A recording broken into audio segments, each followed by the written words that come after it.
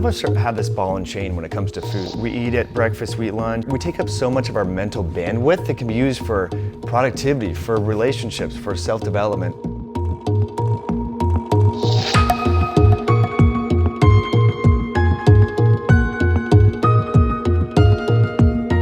Water-only fasting, though, needs to be done resting if you're going to maximize detox, preserve lean tissue. Fasting 3 days a month, 7 days every 3 months, 14 days once a year. My goal is to help people become their own self-experimentation. I'm a huge fan of the ketogenic diet, right? I went on the Dr. Oz show talking about the benefits of keto, and I fell in love with it, to be honest with you. I don't really care so much as what you eat and how much. I want you eating at the same time every day, whatever that is. It all depends on how you do the caloric restriction. So, because it's not just about the calories, it's about the hormones. When you look at the vegan diet, the vegetarian diet, it doesn't by its default mean it's a healthy diet. It just means you're avoiding animal foods. When you eat, you're storing body fat. When you don't eat, when insulin is going down, you're going to burn body fat. You can't burn body fat if insulin is high. So if you feel bad in fasting, it doesn't bother me. As long as you get well, you'll totally forgive us.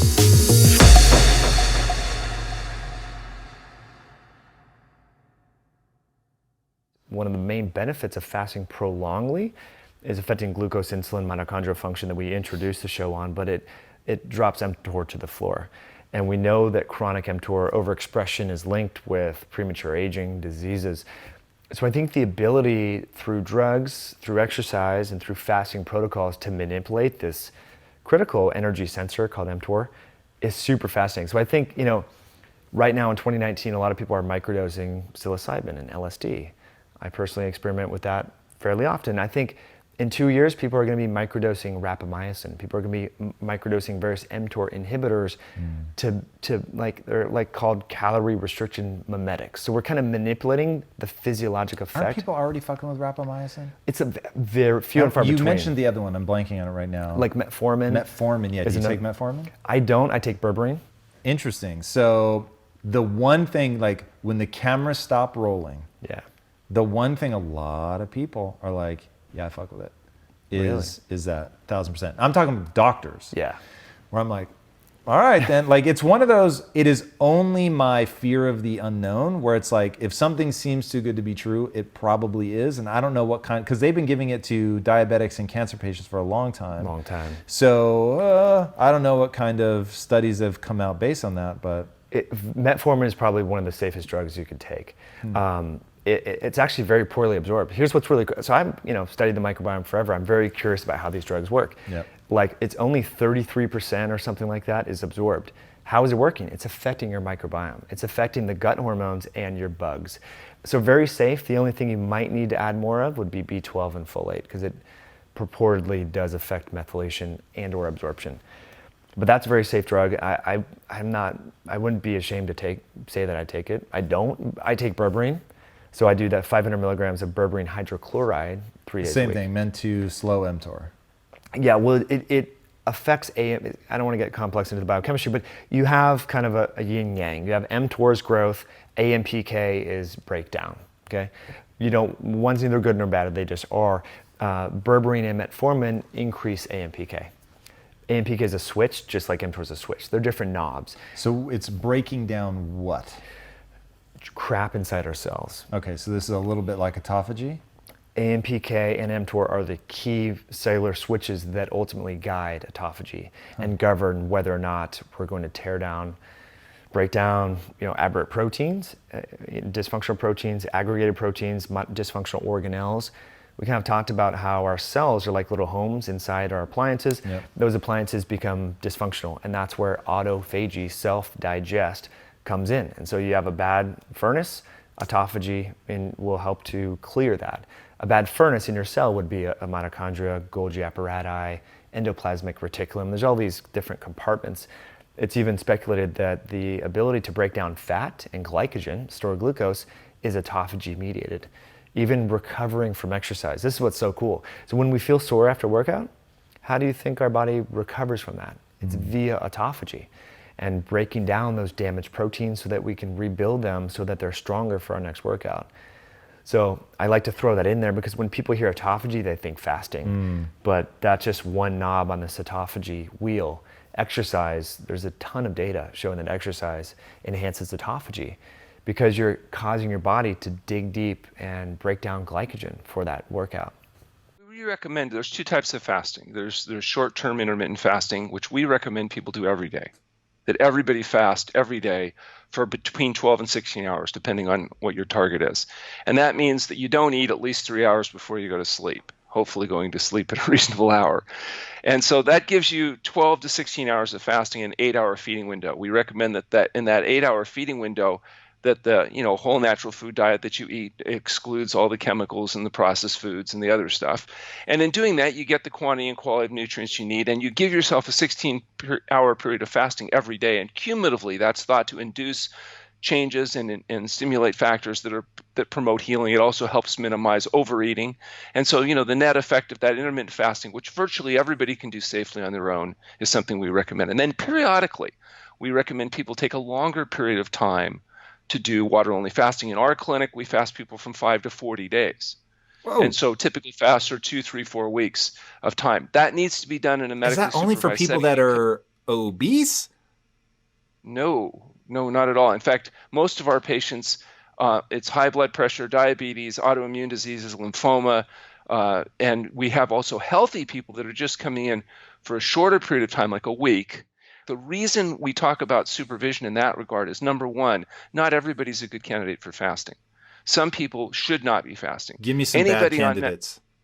Well, if people have, for example, creatinine levels over 2.0, their kidney function is inadequate, putting them on a fast could shut their kidneys down, result in kidney failure and death. If they have cardiac... Why? I've never heard that, but why would your kidney shut down? Because when you go on a fast, you massively mobilize a detoxification response, and the kidneys can only process so much material. And if you overload the kidneys, you end up with a kidney failure situation. And that's, you've heard recently there's been people that have tried dry fasting, and dry fasting particularly puts a heavy load on the kidney, and there was a death associated with one of its proponents. Just because, you have to have a solute in order for the kidneys to function, you have to have a way of getting the material that's mobilized out of the system. Why does fasting trigger detoxification? Well, if you think about it, when you're going on a fast, there's nothing for the body to do except mobilize its reserves. And in water fasting, particularly in a resting state, those reserves are predominantly fat. In fact, we've done a study recently at the True North Health Center where we've used a DEXA scanner with software that allows us to do whole body composition. We've determined not only is mostly fat mobilized during water-only fasting, but specifically and preferentially visceral fat. So a person might lose, say, for example, 20% of their adipose tissue, but they'll lose 50, 60% of their visceral fat, which is really exciting, much faster than, for example, being on a low carbohydrate diet in terms of the ratio of visceral fat mobilization to subcutaneous fat. And in that fat contains a lot of fat-soluble materials, and it's where a lot of toxins are stored. When those fats are mobilized, you get an increasing load. PCBs, dioxin, pesticide residues, et cetera, all these fat-soluble nutrients are rapidly mobilized, processed, and eliminated. But you need to have the capacity to actually eliminate materials, and most of those materials are eliminated in the urine. That's the blood being processed by the kidneys. And if you do a fat biopsy on any person, you'll find hundreds of different chemicals in various concentrations. And if you track back, how did those chemicals get in the body? Where did they come from? Obviously, if people take drugs or they smoke and they drink alcohol and they eat foods from the environment that are polluted, that's a potential source. But about 90%, according to some researchers, got there from one behavior, and that's eating animal foods.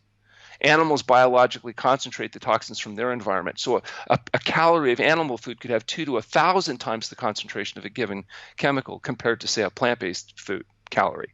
And so the consumption of large amounts of animal food potentially expose people to proportionally higher ratios of these materials. And it's also why people on very high animal food diets often have a much more difficult time adapting to the fasting state initially, because there's just literally more to process and eliminate. But it does. And so that's particularly, I might mention, true of refined animal products, just like refined plant products have particular problems. So I think we need to be clear that it's actually these highly processed foods of any kind that seem to be the biggest sources of concentration of chemicals. It's not necessarily the brown rice that's the main problem. It might be the rice syrup, or it's the products, that the highly concentrated products that result in the largest concentrations of materials, undesirable materials. When you fast, though, the body rapidly mobilizes these materials. If you fast and exercise, though, once you've depleted your glycogen stores after, say, 24, 48 hours, the only way the body would get the needed glucose to maintain muscle activity or excess brain activity would be through gluconeogenesis. You'd have to break down proteins in order to get that. So what happens is if you fast and exercise, you actually lose more weight, but more of it's lean tissue. That's If you fast and rest, you mobilize predominantly fat, and specifically and preferentially visceral fat. So in addition to making sure a person's a good candidate for fasting with a history, exam, and lab, we also need to make sure they rest during fasting. Now, there's modified fasting where you take a certain amount of calories, therefore you have more glucose available, you're able to minimize gluconeogenesis. That's a different process. Water-only fasting, though, needs to be done resting if you're going to maximize detox, preserve lean tissue, and maximize fat loss. And that we've been able to prove now. We've actually done this, and we've done, before, during, after fasting, 6-week follow-ups. So we've got the data. And so we can put a lot of the old wives' tales to rest. That paper will be published later this year, and I think that'll really make people aware of just why this rest, which is so counterintuitive to people trying to maximize weight loss, is important with fasting. What are your recommendations in terms of diet and exercise for somebody who's ready? They've gotten sort of mentally prepped, they're ready to go down the actual sort of mechanistic part of this journey. Yeah, that's a great question. So my goal is to help people become their own self-experimentation, right? So I'm a huge fan of the ketogenic diet, right? I went on the Dr. Oz show talking about the benefits of keto, and I fell in love with it, to be honest with you. But it might not be for everybody. But what I tell people is, be open to experimenting, whether it's a plant-based diet or paleo or keto or whatever it is. Be open to some kind of experimentation with your body, because it's not a one-size-fits-all approach. I can't just give you a diet of 2,000 calories that's 70% fat, 25% protein, 5% carbs, and then boom, it'll magically work for you. Just realizing that what works for me or you or someone else might not work for you. That's totally fine. Let's find something else that works for you. So helping people realize that it's a journey, not a destination. It's not a race to the finish line, right? It's not like, how much weight can I lose in the shortest amount of time with the least amount of effort? Just realize that this is a lifestyle. It's going to take time, but being open to changing things, upgrading, evolving as you are on your journey. I do intermittent fasting every day. I try to keep my average pretty damn close to 20 hours a day. Mm-hmm. What's your take on intermittent fasting in general, useful, not useful? I love it. I advocate it in both of my books. But you have to find what works for your body, because I feel like sometimes people, I see this a lot, they go too aggressive with time-restricted feeding or intermittent fasting, and then What's too aggressive? Well, it's for their body. So let's just say they want to try like the OMAD, like the 1 meal a day, 22 to 2. You are getting your calories in a 2 hour to 1 hour window. So 22 to 2 or 23 to 1 fasting to eating window. You have to make sure you're getting enough calories in that time. That's a big meal. Yeah. So I've been experimenting with it. You've tried OMAD? Oh yeah. And? I like it. And I've just been doing this. I knew about the research. I've written about it before, but I didn't do it for myself until recently. And I'm experimenting with it. And what's the research saying? Because I want to live forever. Okay. Is this going to help in that endeavor? With these longer periods of fasting, you, in theory, are upregulating these autophagy pathways. Okay. These cellular recycling, gobbling the good cells, gobbling. Where do you think that kicks in? 16 hour, 18 hour, 20 hour? I think depends on how much inflammation is going on in the person. It depends on how insulin will determine when autophagy kicks in? Yeah, because if the body, you see people that are resistant, and look, we can't gauge, I have no practical clinical way for me to gauge autophagy. I wish I did. But when a lab comes out, I will be running it. But when you look at people's biomarkers and the things we can gauge, you look at their blood sugar, you look at their insulin levels, you look at their inflammation levels. Some people can't get into this in ketosis very easily. They have to kind of get these things in check, and that takes time. Right. And then you could measure your glucose, you can measure your insulin, you can measure your ketones if you wanted to. Have you ever worn a continuous glucose monitor? I haven't. It's fucking interesting, dude. You have to do it. I know I need to. I have patients on it. But I was gonna say, like, that's a must. It is, if your diet is clean, it's a little bit gimmicky, maybe the wrong word, but you just get to see like, oh wow, like I ate an Impossible Burger. I thought I'm really gonna like go ham on this whole plant protein thing or plant-based diet thing. Let me see how I do as I upregulate. Admittedly, it was at a restaurant, so maybe they put so much panache in it that it, you know, is what made it ridiculous. Yeah. But dude, I reacted like I ate ice cream. It spiked my glucose to like 170, which for me is crazy town. Yeah. I mean, you could just see on the, because it's, you know, my continuous monitor is pretty flat. This massive peak. It was crazy. I hope you guys enjoyed this episode, brought to you by our sponsors at Athletic Greens. To receive a free 1-year supply of vitamin D and 5 free travel packs with your first purchase, visit athleticgreens.com/impact theory. Enjoy the episode. Be fasting 3 days a month, 7 days every 3 months, 14 days once a year. Like, I want to know that. And there's no amount of money that would make it worth, you know, not knowing the answer to that question. Wow, that's a bold statement. Well, think about it. And I'm not to suggest that like money doesn't matter and money, you can't do great things with money. Like I want money just as much as the next person. But never at the expense. Like I don't want anything to get in the way of the knowledge that can drive living longer. Right. That to me is such a priority that I would rather be poor but know how to, you know, live longer than have all the money in the world and lose my health. So if you look at this umbrella of intermittent fasting, within that are different protocols. Alternate day fasting, the 5-2, 16-8, where you're fasting like you fast for 24, basically, 20 hours a day. Within that is this time-restricted feeding bubble, and they are having subjects eat earlier in the day. So they started eating at 8 and cutting off at 2.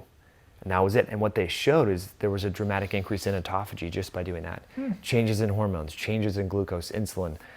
But we always think, well, if autophagy is good, more is better. But if we think in overweight people, their fat cells have higher levels of autophagy occurring. It's a compensatory mechanism. Because if you were to, it sounds weird, but if you were to biopsy someone who's morbidly obese, and you look at their fat tissue, there's a lot of necrosis, and like literally tissues are dying. There's a lot of immune cells.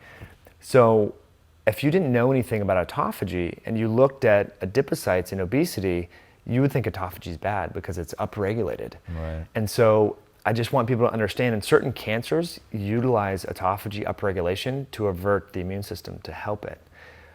So it's interesting. So it's not this clear, it's good or bad.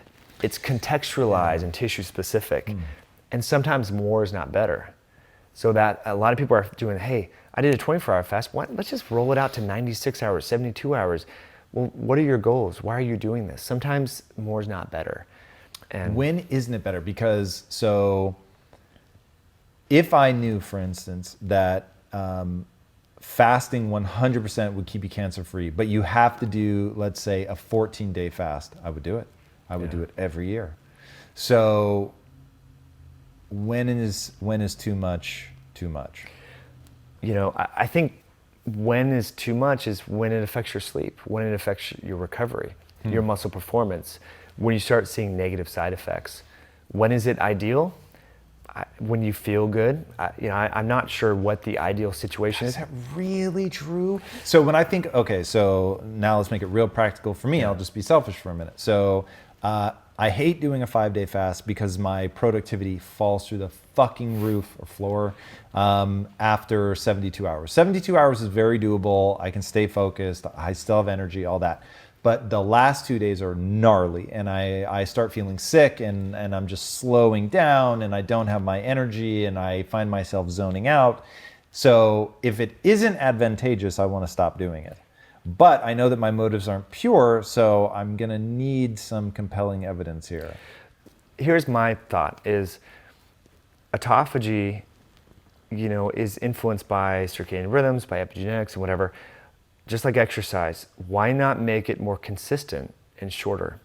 So every week, do a 24-hour fast. Does everyone need to do that? No. But if you're looking for longevity like you are, and then every quarter, do a little bit of a longer one, like 3 days or 2 days or whatever, right? So there's a little bit more consistency. Because I did the math, if you look at over the course of a year, you fast every Monday for 24 hours.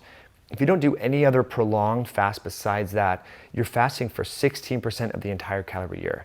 That gets you pretty close to that 20% calorie restriction that's well known, and it's a good proxy for longevity enhancement, at least in animals and other humans, without having to really restrict yourself. Anything else above that, in my eyes, is just bonus. So if you do a 3-day fast or a 4-day fast every 6 months, that's just icing on the cake, and that can get you closer to that 20%. There's a physical component, there's a mental component, and a spiritual component, right? Physically, we know that's great for anti-aging, longevity, anti-cancer, better digestion, cell regeneration in your body. That's the physical component. Yeah, some people do it for weight loss, which I do not do it for. There's a mental component too. Knowing that you can go a day, 2, 3, however long without food and live and actually thrive, just realizing that you don't have to be a slave to food. You can be in control of your body it's amazing for your body and your mind to realize that you're okay without food. Like, you'll be okay, you're not gonna die. And then a spiritual component, like there's a reason almost every major religion has some type of fasting in it. In the Mormon religion, we grew up fasting 24 hours a month. Like 1 day a month, you fast for 24 hours. And I hated it as a kid. So, my perception of what fasting was like, this sucks. But there's a spiritual component, like being able to be more in tune with your body and spirit without having food to distract you. Is really powerful, and I feel like it can be spiritually uplifting. Whether you're religious or not, just being more in tune with your body and your spirit as well. Like you are a soul. I do really believe that, and I think fasting is a way to tap into that. And so there's a physical, mental, and spiritual component to fasting that I just love. And so for me, I intermittent fast almost every day. And then extended fasting, I do kind of as a cleanse, maybe 2 to 3 times a year. And it ranges anywhere from 3 days on the lower end to, I've done a 7-day fast before, but I'll admit for me, already being really lean, that was kind of tough. Like day 7 was really hard for me. And this was during the winter in Utah, and my body temperature drops. So I get freezing cold. And then it was during Christmas season, so we were going to Christmas parties and there was food everywhere. I'm like, okay, next time I do this, like I gotta be like by myself, but for me, my sweet spot is 4 days and water only. So I'll do water and just a little bit of salt, right? And that's what I found works best for me. Yeah, that's really, I think it's super important for people to at least give fasting a try, because so my bias is living forever. So the only thing that's been shown across every species to elongate lifespan is caloric restriction. And when you realize, it seems, studies suggest that you get all of the benefits of chronic caloric restriction by doing just even intermittent fasting, where it's a timed window. So you're taking the same number of calories, but you do it over a condensed period of time. That is, I think, super important for people to experiment with and look at and see what kind of effect that has on them. And I think there's a balance too, because I think there's quantity of life, but there's also quality of life. It's not like you need to fast and just eat at a calorie deficit for the rest of your life. Like, enjoy life too. Have some wine. Have a beer every once in a while, and pizza. But when when it feels right to you. Can I confess something? Yeah, go ahead. I had ice cream this weekend. You did? Real ice cream? Amazing. Real ice cream. Real ice cream. Not like Halo Top. No. Okay, gotcha. Ice cream, Cold Stone. Wow. And my wife and I just decided to we've been working so much that just to have a reconnect weekend and to do something fun. Yeah. And she was like, you game for this, and it was rad. Yeah, it was worth it. Yeah, it was a super good reminder that while I think you can obviously get yourself into trouble if you're not in control of that. But for me, I probably cheat on my diet 3 times a year. So it's like, I don't have an addictive personality, first of all, so that's not a real thing for me. But dipping into it, and like you said, and I've heard you talk wonderfully about this, like you said something like, if I'm at my mom's house and it's Christmas and she makes, some special bread thing, I'm gonna have the special bread. Exactly. And I love that. Talk about that. Like, how can people, because here's what makes me sad. Eating ice cream is awesome. Yeah. Being alone by yourself in the corner of the ice cream shop, shoveling it down and not making eye contact with people, and you're clearly not having fun, like that breaks my heart every time I see it. Yeah. It's similar to kind of consuming alcohol. Like, are you by yourself, celebrating by or are you celebrating by yourself, or are you kind of down on yourself and you're eating your emotions with that substance, whether it's ice cream or alcohol or drugs, whatever it is? Like, what's your intention behind it? For me, those types of moments, with whether it's alcohol or whether it's certain types of foods, are meant to be, you know, a bonding thing with family or friends, or a positive experience. And yes, I think in that situation, if your intention is just, I'm stressed out, so, and no one's watching, so now's the time to do it. That's where I think that's a behavior that needs to be worked on, right? And I wish it was as simple as saying, well, just don't do it, right? Like, you wouldn't tell a drug addict, like, hey, stop doing drugs, what's wrong with you? It's not that hard, you just put it down. It's similar for some people, right? Where they're, you know, eating their emotions and they're so ashamed by it that they, you know, have to do it by themselves, and it's sad. And I feel like that's where that self-worth comes in, and the need for support system and accountability come into play. And it's not like it's not black and white. There's so many gray areas. A lot of it has to do with trauma or self-worth from a very young age. And now we're trying to tell people, like, yeah, you're beautiful, you're worth it, and just change your behavior overnight. I wish it was that easy, but just realize that it's a constant battle. It's never ending. You're always going to fight it for the rest of your life. But just realize that you're worth it to keep fighting. That's my message. That's my hope for people. Even on these long fasts, 2, 3, 4, 5 weeks, and they do fine, but they are resting. And so resting in some ways is a little bit harder, but it's more effective. I say it's harder because you'll detox more, you'll feel worse, but we don't care how you feel. We care how well you get. So if you feel bad in fasting, doesn't bother me. As long as you get well, you'll totally forgive us. And so next time you fast, you want to make sure you rest during. Now, it doesn't mean you can't do some stretching, you can't do meditation. There's things you can do, but they're more passive.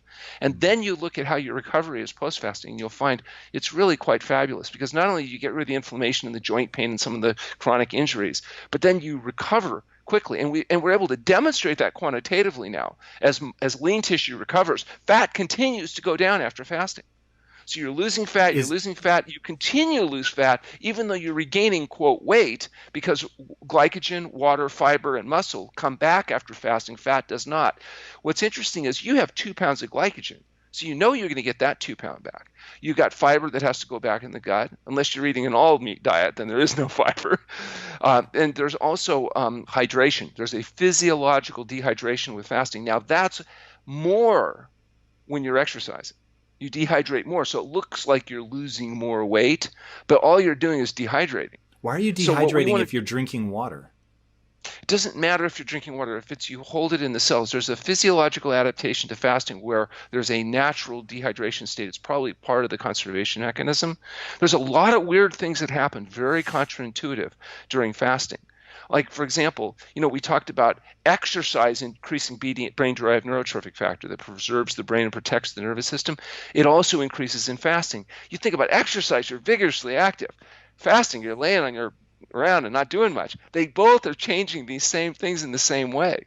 It's really, really non-intuitive. But when we look at the science, if we look at the data, and then we look at the clinical outcomes, it's really apparent.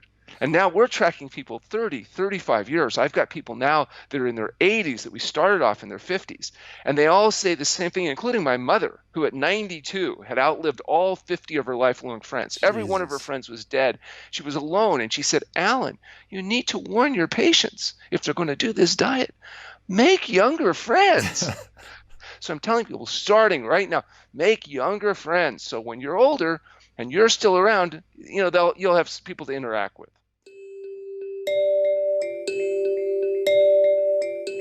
People should try various diets and see what works for them.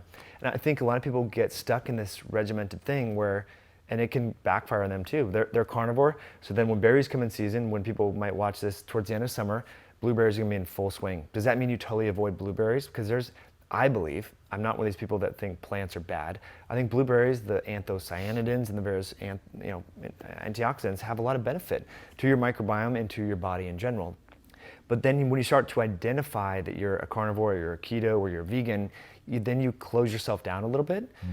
So I think in your case, you don't have any major health issues that I'm aware of, that you've talked about. So I would just continue what you're doing, but maybe in the winter, probably the best time to go carnivore.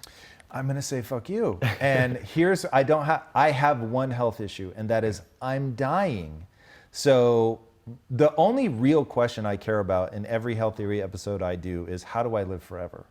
Like if you're steering by how you feel, which is essentially what I do, I just don't know what its impact is on longevity. If a carnivore diet, like if somebody could tell me, no, 1,000%, if you do a carnivore diet, you're gonna live to 150. I'd be all over the carnivore diet all day, every day. I wouldn't even think about it. I'd never touch another fucking blueberry in my life. Like I would just eat it. But it's that big fucking question mark about longevity that winds me up. Well, let me pose this question to you. How could a diet be negatively affecting your longevity if it makes you feel better, if it makes you sleep better, if it improves your heart rate variability, if it makes you stronger, if it makes you recover better? How could it slow down your longevity? Or affect longevity in a negative way? I don't know. Maybe I'm not thinking about this through properly, but it doesn't make sense to me. If your diet is mostly consists of Cinnamon Toast Crunch and Mountain Dew, like mine was, all these processed foods, which, look, I'll be honest with you, they're convenient, they're affordable, they're cheap compared to a salad or whatever, and they taste really good. They really do, and they can be very addictive for some people. If you're eating real food most of the time, and you're moving your body every single day, biking or swimming or Zumba, dancing, ecstatic dance, whatever it is. Moving your body, right? Just getting out there and moving and eating real food. It's super easy to eat 20 cookies, right? Like if you're like stressed out and you're having these baked goods in your house, but no one's gonna sit down and eat 10, 20 avocados, right? I've never seen anyone do that because they're stressed out. And I think if we could just get people to focus on the process of the habits that make a healthy lifestyle rather than the results, then I think the results will take care of themselves. You have 2 daughters. How do you deal with food and them? especially knowing how tasty processed foods are. That's a great question. I always ask other parents when they come on my podcast, like what works for them, because it's different for each family, for each kid, because I see both ways of being overly strict, right, and not letting them touch a processed carbohydrate or any refined sugar. And then I know that the moment they're with grandma or they're at their friend's house on a play day or they're at school where other kids are eating candy and there's moments where I can't control what they're gonna eat. But when they're with me, I try and control what they eat and teach them about why we eat certain foods. Like, why are we eating vegetables? It's not a punishment, right? I'm not making you do it. There's a reason we're supposed to be eating vegetables, and here's why. So my girls are 7 and 9, and they know what broccoli is, they know what cauliflower is, and we go grocery shopping together. I have them help chop food and prepare the food, so they're in there in the kitchen. Are you telling them things like micronutrients? They don't understand that. So basically, this is what I do: is I say, hey, on the inside of us, there's a lot of good guys and there's a lot of bad guys. And when we eat vegetables, our good guys get stronger and they can beat up the bad guys. But when we're eating junk food, the bad guys, they get strong and they beat up the good guys, and that's when we feel sick. That's kind of what I tell them, and it seems to work. But I'll be honest with you, we do have treats every once in a while. But I'll get them like Halo Top ice cream or something like that, or I'll make them a keto cookie and they don't really know, But then they're with grandma this week, for example, in Idaho, and I know that she's gonna give them, juice with high fructose corn syrup, and it kills me, but I can't micromanage every single person that comes into my daughter's life. So don't beat yourself up. Just do the best you can with what you have. It's not gonna be perfect. They're gonna, have access to this food at some point in time, but if you can control what they eat when you're with them, then that's all you can control, right? And I don't have the energy to micromanage every single piece of food that goes into their mouth. Right. But let's talk carnivore versus vegetables. So I like vegetables a lot, but I tend to like the ones that are really carby. Mm-hmm. Sweet potatoes are so delicious. I would give up virtually everything to eat them all day. But even though I like vegetables, partly out of laziness because I don't want to cook them, I am almost, not entirely because I'll throw in rice every now and then, but I'm carnivore adjacent. I like that. What is it? What nutrients do you fear I will miss if I were to eat organ meat and all that, but not have vegetables?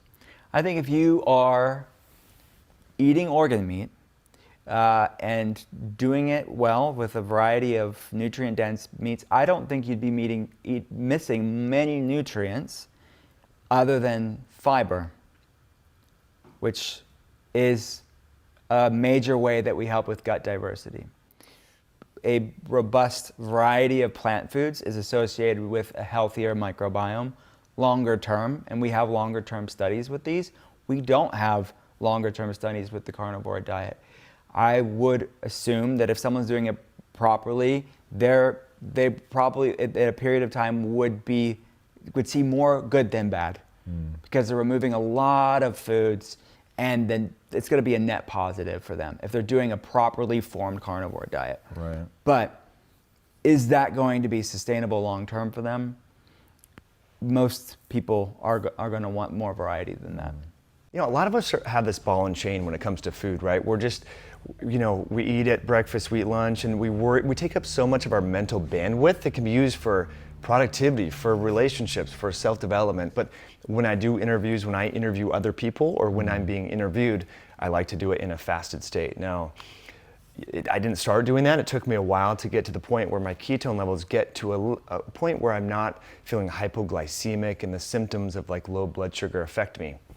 But I don't really worry about because once you're fasted, for me personally, I don't start to get negative symptoms in terms of sleep issues and maybe constipation or whatever until day 3. So I'm cool going to 36 hours and not knowing, am I gonna have food or not?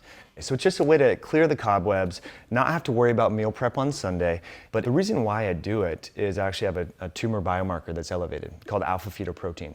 Interesting. That's why you started doing it? Well, that's why I'm fasting on a more prolonged basis. Tell people why. Why do you think that and then tell us the exact protocol. Yeah. But give people a little bit of the background on the potential anti-cancer properties, what you've read. I'm super interested in this, so you can go as crazy as you want. Well, you know, there's a lot of research. People talk about fasting, first of all, lowering glucose and insulin. And so obviously there's many different cancer subtypes, and cancer cells metastasize and they mutate and so forth. But a lot of research shows that cancer cells can utilize glucose and insulin to thrive. So getting rid of those growth factors. And insulin, I've not heard that. So the cancer cell can actually use insulin as what, a growth factor? Or? Yeah, it's a growth factor to kind of pivot their metabolism to a more glycolytic, so they're burning sugar instead of fats. And we'll get into autophagy in a minute, but insulin's involved in kind of amplifying mTOR, mechanistic target of rapamycin. I know you had Peter Attia on and he talked at length about this, but this is really the gas pedal for cellular growth. And so and I like to just pause right here and let people know I describe mTOR like a light switch in your home, right? It's not good or bad. It's the context that matters. Your light switch is great when you want to find something in the dark, but it can be bad if you're sleeping and someone turns it on. So that's where, you know, every time we eat, even if it's a vegan meal or an animal-based meal, we're going to stimulate mTOR. So just wanted to throw that out there. It's not good or bad, it just is, and it's context. But getting back to your question about insulin, that could be the purported mechanism through which insulin may affect cancer growth is through mTOR activation, which just kind of fuels pro-growth pathways. Yeah, so getting back to it, glucose inhibition or lowering glucose down, lowering insulin, enhancing mitochondrial function. So a lot of people, I'm sure you've talked about this, you know, if we envision our home being a cell, our home has different appliances, right? We have the refrigerator, the stovetop, the furnace. Inside each one of our cells, we have different appliances. They're called organelles. So they're little cells within cells, really, and our mitochondria play a key role in helping us burn fat for fuel, helping us think clearly, helping us move our muscles. And it seems that mitochondrial dysfunction is an upstream event leading to various diseases, from mild cognitive impairment to blood sugar issues and low energy, fatigue, things like that, but certainly cancer as well. So we got the mitochondrial function, and then for me, enhancing autophagy. So as I said, I do lab work. I've been doing lab work, like, you know, comprehensive metabolic panels twice a year. And I started to have this GI pain, and I could not figure out where it was coming from. And it was just like persistent. So after 3 months, this was back in 2015, I started to do some research on the internet, and I'm like, you know, maybe I could have cancer. Maybe I could have something. And I started to look, and since it was in this region, I was looking for gastrointestinal biomarkers. So I measured those, And there was this one test called alpha-fetoprotein, which is high in people that have hepatitis or hepatocellular carcinoma, which is a metastasis of the liver. So I ran it, and the normal range is 0 to 8, and mine was 80. Whoa. So anytime you have a weird biomarker, just retest, because it could just be part of the lab. So I retested it, and it was 79. And then I was freaking out, like, dude, because I have a little girl at home, so I was nervous, right? You're nervous because that's indicative of having this liver cancer? Exactly. Okay. So because I had this biomarker, I started to kind of believe that I might have cancer. And then I started, on one hand, it was great because I was more present with my daughter, enjoying the moment, putting down the phone at night, things like that. But on the other side, I was like, I can't have this mindset that I have something, and this is common in Western medicine. You have autoimmune disease, you have Hashimoto. So people start saying, I have MS, I have this. And I think we need to realize that certainly our body can have perturbations, but it doesn't mean you're always going to manifest symptoms of that. If you can, the body and the mind and the diet and lifestyle are so powerful. One of the things that I found fascinating about your own story is that you start as, were you full vegan or were you just vegetarian? I was a vegan for 10 years. Okay, so you migrate away from that. Why did you migrate away from that? So I think there's a good way to do, an optimal way to go to a vegan diet, and there's many vegan keto options and ketotarian. So if people are for religious reasons or ethical reasons or personal preference reasons, I wanted to teach them to go entirely plant-based in a way that I believe is sustainable, not only for the environment, but for their physiology, their environment, their bodily environment. So we all have different gene SNPs.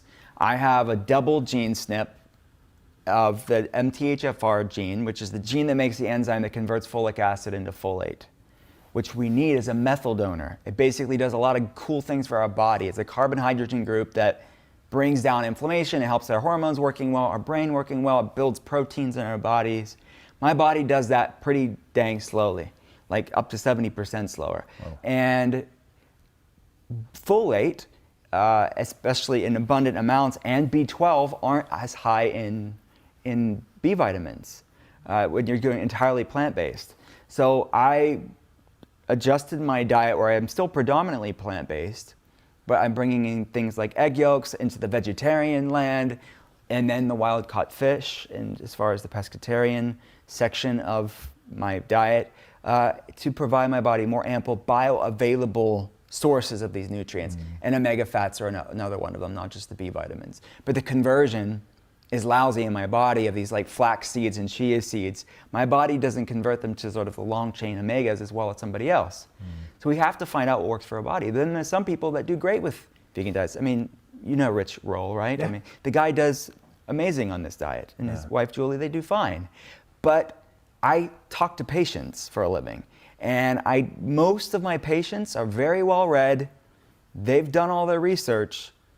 They're eating cleaner than most Americans. They're eating vegan diets, they're eating vegetarian diets, they're doing all these things, but their health is struggling. How can we optimize it without abandoning the foundation of maybe their ethics or principles? Right.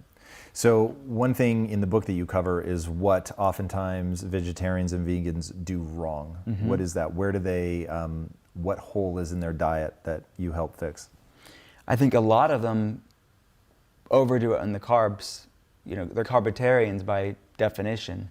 And when you look at the vegan diet, the vegetarian diet, it doesn't by default mean it's a healthy diet. It just means you're avoiding animal foods.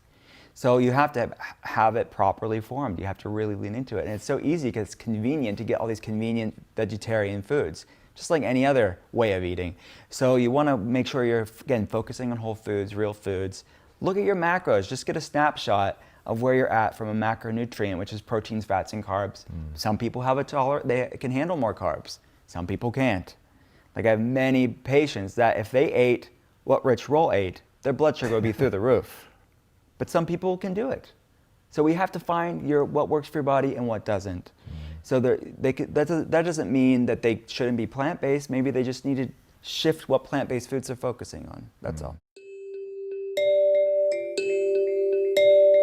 The other thing with fasting, while we're talking about risks, is the refeeding period. If you have a long period of fasting and you refeed inappropriately, you can get a condition called refeeding syndrome, which can be fatal. It's a very serious problem where electrolyte imbalances and all kinds of stuff can occur. We've never seen that because we have a very specific refeeding protocol that's followed. And we refeed for a period of no less than half the length of the fast in a controlled setting. So it is important. You can also get a condition called post-fasting edema. When you get off all the greasy, salty, processed crap that people are living on and you do a fast, all that gets flushed out of the body. If you then expose a person to very high concentrations of sodium, like in commercial soups or something like that, the body will suck that material and fluid up to protect itself from it, and that can result in post-fasting edema. If you do it slowly, you can get back to whatever your normal diet was without that problem, but it has to happen over a period of time. So there's a refeeding period that's important, particularly in this long-term fasting. You know, in the 3-day, the 5-day fast, for most people, that's not going to result in, you know, as much of an issue. They may get a bellyache if they eat too much food, but they're not going to get the very serious consequences, as you can see, in very long-term fasting. Now, the other concern here is, of course, medications. Some medications you don't want to rapidly discontinue. Anticoagulant medications, steroid medications, antipsychotic medications. The rapid withdrawal of those medications can induce a very serious or life-threatening response. Some medications you want to get off as soon as possible, but you don't want to be taking those medications during fasting. So medications that might not do you that much damage feeding can be very serious fasting. Even non-steroidal anti-inflammatories and common over-the-counter medications in the fasting state strongly contraindicated. Result in all kinds of downstream consequences. Supplementation is included. Lots of complications in the fasting state, whereas you wouldn't necessarily see any problem in the feeding state. That's one of the reasons we talk about making sure before a person undertakes a long-term fast, they have appropriate history exam and lab. Remember, 99% of patients have no complications with fasting, but 1% can have very serious complications. Important that percentage be identified, monitored, so you don't end up with bad outcomes. Because that's what gives fasting a bad name, is people doing it inappropriately. They continue to work, they get dehydrated, which is one of the main issues with fasting, is maintaining adequate hydration. And drinking water itself won't assure that. In fact, drinking too much water can flush your electrolytes out and result in water intoxication. So if we don't solve the problem drinking water, how do we solve the problem? Right. We solve it by resting, maintaining appropriate hydration, and allow the natural recycling mechanisms in the body to maintain nutritional status, and monitoring people so that we don't get into a depleted state. That's why we're monitoring electrolytes. That's why we do twice daily examinations on patients. So it is a safe and natural adaptation. Remember, fasting is a biological adaptation. You notice every human can fast. We have to be able to fast. Every human that couldn't fast died, because every time spring came late, there was no way to sustain this bulbous neuronal net, our massively oversized brain, 2.5 times the mass of, say, a chimp. Chimps don't fast. You don't feed a chimp in a week or so, they're dead. That's why you'll never see chimps wandering away from the tropics. They live with a constant year-round supply of food because their brain doesn't change to burning ketones. Your brain is a bifuel brain. It changes completely. The normal fuel is glucose, and that's your main burner of glucose is your brain. That's the biggest thing. And when the brain goes into fasting state, it changes to burning ketone bodies, particularly beta-hydroxybutyric acid. And it becomes preferentially burning. It just burns a tiny little bit of glucose. And that's the little bit of gluconeogenesis that continues during fasting, unless you're active. Then, of course, your muscles burn glucose, and now you really start breaking muscle down. So the brain, being a biofuel brain, had to be that way, because otherwise humans, when spring came late, because we burned so much glucose in our brain, we wouldn't have been able to make it. And this is the mechanism by which fasting mimicking diets and keto diets play. Because if you go on a very high-fat diet or a high-fat, high-protein diet, which some people do, and you don't eat carbohydrates, this fasting mechanism kicks in. So your brain changes over to burning ketones, you go into ketosis, and it has a hunger blunting effect. When you're in a ketotic state, you don't feel hunger. And as a consequence, that helps people that are trying to do short-term weight loss. The problem is what's good for short-term weight loss isn't necessarily the same thing that's best for long-term health stability. So in our clinic, we're not a weight loss clinic. We're not looking to maximize gross weight on the scale over a short period of time. We're interested in fat loss and improving health. So we're looking at what does it take not only to live a long life, everybody wants to live their full potential, but more importantly, how do you avoid debility? How do you avoid spending the last 9.6 years in debility, 16 years in poor health that the average person is doing? How do you avoid finding yourself unable to talk or move, lying in some nursing home bed, waiting for people to change your diaper for the last years or decades of your life? How do you increase healthy life expectancy, not just life expectancy? The years you live fully functional. How do you ensure a good death? That means you live your life to your full potential. One day you go to sleep, you don't wake up because you reached your genetic potential, and not become a debilitated individual for years and decades, where we spend most of our money ineffectively trying to manage illnesses that were caused by poor diet and lifestyle choices. That's what we're using fasting to do, is try to help healthy life expectancy, and then a whole plant food SOS-free diet to sustain it. This distinction between chronic caloric restriction and fasting, that I find really interesting. And let us, for the sake of this discussion, assume that we have a person who is willing to endure an unlimited amount of suffering. And you've talked a lot about the book Unbroken that you read about World War II, people in Japanese concentration camps, and they were literally being starved. And obviously all of them got lean. So what I want to understand is, okay, fasting seems to have all these tremendous benefits. Chronic caloric restriction has some, but also has like this really damaging psychological component. If there was no damaging psychological component, would they be equal, or is there still some difference? It all depends on how you do the caloric restriction. So, because it's not just about the calories, it's about the hormones, right? So you have to sort of take it not to sort of this 2-compartment problem. You have to take it to like a 3-compartment problem, right? There's what's coming in, there's what's stored, and there's what's being used. Okay, so most people only think of sort of the 2 compartments, and then the storage is sort of left over. That's not the way the body works. If insulin is high, your body is going to store calories. Remember, insulin is a nutrient sensor. It tells your body that, hey, energy is coming in, you're eating, you need to store some of this, right? So you eat breakfast, lunch, dinner. Could you get somebody on a low-calorie diet? Like if you were on 700 calories a day, but I gave you insulin, could I make you fat? Yeah, absolutely. Whoa. Because think about it this way. If you have insulin, your body, and so if you think about it physiologically, if you have insulin, your body goes into a storage mode because it's a hormone. Insulin is a hormone. It tells your body food is coming in. And even if you don't give food, if you just give insulin, you're going to switch your body into this mode where it thinks that food is coming in. So it's going to store energy. So imagine that, for example, you are a coal plant, right? The power plant. You get 2,000 tons of coal coming in, and you burn 2,000 tons of coal. That's fine. But you have a storage compartment too. So if you do a thought experiment, say you have 2,000 tons of coal coming in, but you divert the whole thing over to, or 1,000 tons of coal into storage, well, you only have 1,000 left. So you're going to feel tired and cold and hungry, and you're going to get fat at the same time. Right? That's what's going to happen. But it's because of the way that you've diverted off the energy. So think about it from a human body standpoint. Suppose you have 2,000 calories coming in, 2,000 calories going out. Now you artificially inject insulin. Well, you shuttle 1,000 calories immediately into body fat, and you have 1,000 calories left to burn.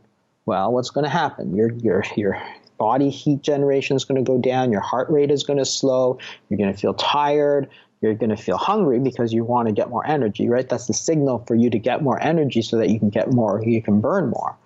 Guess what? That's exactly what happens when you go on a chronic calorie restricted diet.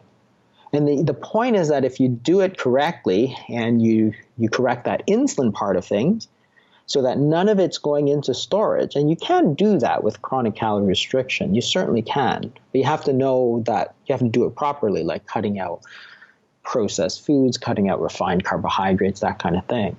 But it all depends on that sort of toggle in the middle that says how much goes here, how much goes here. Insulin, what it does is it tells your body to store fat, but it also turns off fat burning. And remember, fat is purely a store of energy. It's a store of calories. So you're immediately shuttling all your energy into storage and you have nothing left. So say you take 700 calories, but you're pumping people full of insulin. So that energy is going to go into storage, and 700 is probably the lower limit of what you could really do. But your body would then try to subsist on, say, 500-600 calories of energy. You'd get really hungry because you've got no energy coming in. You probably wouldn't be able to last very long, but you could still gain weight. There was a great experiment a few years ago where they actually took type 2 diabetics and they gave them a lot of insulin. So they went from 0 units a day to 100 units a day over a span of 6 months, which is a lot. And they dropped the number of calories that they ate by 300. Okay, so they're taking insulin, but they're eating less, 300 calories a day less. So over the span of 6 months, on average, that group gained 20 pounds. 20 pounds by eating 300 calories a day less. Why? Because, so let's take an example. You're eating 2,000 calories, you go down to 1,700, but the insulin is shuttling 700 of that immediately off to storage. So you're gaining body fat. Now your body can only burn 1,000 calories a day. So you feel like crap, you feel tired, you feel hungry, and you're still gaining weight. And guess what? If you do it wrong, which is constantly snacking and eating, cutting out all the dietary fat and eating all refined carbohydrates, which remember is almost precisely what we told people to do in the 80s and 90s. Oh, I remember it well. You're actually I had a tub of licorice because it was fat free, and I would just eat it and eat it. And I'm like, it's fat free. What's happening? Why am I getting fat? Yeah, that was a very confusing time. It makes perfect sense but you have to think of that additional step. That is, what is the body actually doing? It's this sort of this switch. So when you eat, you're storing body fat. When you don't eat, when insulin is going down, you're going to burn body fat. You're actually you can't burn body fat if insulin is high.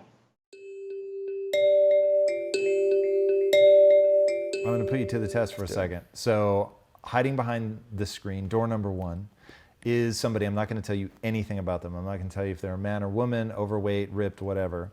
But you have to tell them how to eat for longevity and feeling good. How should they eat? I would say, Sally or Joe, look, I don't know what your health issues are. I don't know what you're experiencing, but we're going to get you off anything that comes in a box, bag, or a can. So no processed food. No processed food. I want you to go to a farmer that's within a 50-mile radius of you. Ask them what you can buy that's in season and buy the animal products that you feel comfortable consuming. I don't really care so much as what you eat and how much. I want you eating at the same time every day, whatever that is. So influencing the circadian rhythm. So there's a lot of new research studies where they're controlling how many calories. People are eating the same amount of calories, but if they force it into a confined window, it changes this mTOR expression. And not just a defined window, but the same defined window every day. You hit it on the head, exactly. So if you're going to intermittent fast, great. Then eat from, say, noon to 6 or 2 to 8. It doesn't matter, but just try to be consistent. Just like we should try to go to bed at the same time and wake up at the same time. We hear a lot about toxic blue light. Well, when we eat, and food in general affects our circadian biology. We have molecular clocks in our gut, in our muscle, in our brain, in our pancreas, everywhere. Food entrains that clock too. Fortunately now there's a higher and higher percentage of organically grown fruits and vegetables available. In fact, do you know who the largest cellular organic produce in the country is now? No. It's Costco Foods. Whoa, okay. Costco Foods is the largest producer or seller of organic produce. Do you know who number 2 is? No. It's Walmart. I should have guessed. So what's happened now is they've said, I don't think these companies sat down and said, well, we really want to help the health of our clients. They said, people will pay a premium for food that doesn't use glyphosate or doesn't use chemicals. Well, why don't we sell them that food? And now it's become a dominant source of their produce sales because people spoke with their dollars and they said, we would prefer to have our vegetable material grown without this. And they're doing the same thing with meat. They're trying to buy free-range meat that doesn't have all the antibiotics and the chemicals because they know that animals biologically accumulate and concentrate these materials. And I don't always think it's an and or too. Even if you're going to, for example, include animal foods in your diet, if you eat a dominant amount of vegetable materials in addition to that, your likelihood that your negative consequences from the animal food will be minimized, and then the health benefits of eating a healthy diet are going to be maximized. I think it's a question of proportion and quantity that's the major issue. I don't think that there's any evidence that the 100% vegan necessarily has any advantage over the person that's mostly vegan and uses a small amount of other products in their diet. I don't know that we can demonstrate that difference, not from a health standpoint. There's this chronic inflammation in the bowel, and what you get is a super high risk of cancer down the line. So both inflammation and hyperinsulinemia and obesity, all of them are risk factors. And this is the important thing, is that there's a lot of different things that can contribute to the risk of cancer. It's not just that if one is right, then the other is wrong. I mean, both are correct. So if you eat foods that are highly inflammatory, and a lot of people feel that, for example, omega-6 seed oils perhaps are in these big doses that we take, perhaps those are highly inflammatory. That, even if it doesn't cause obesity, could be a factor, because we know inflammation, chronic inflammation, can certainly do that. So both can be very important. Jason, thank you so much for joining me today. I really, really enjoyed our time together, and I really enjoyed researching you as well. So super grateful. And speaking of things you'll be grateful for, if you haven't already, be sure to subscribe. And until next time, my friends, be legendary. Take care. Thank you guys so much for watching and being a part of this community. If you haven't already, be sure to subscribe. You're going to get weekly videos on building a growth mindset, cultivating grit, and unlocking your full potential.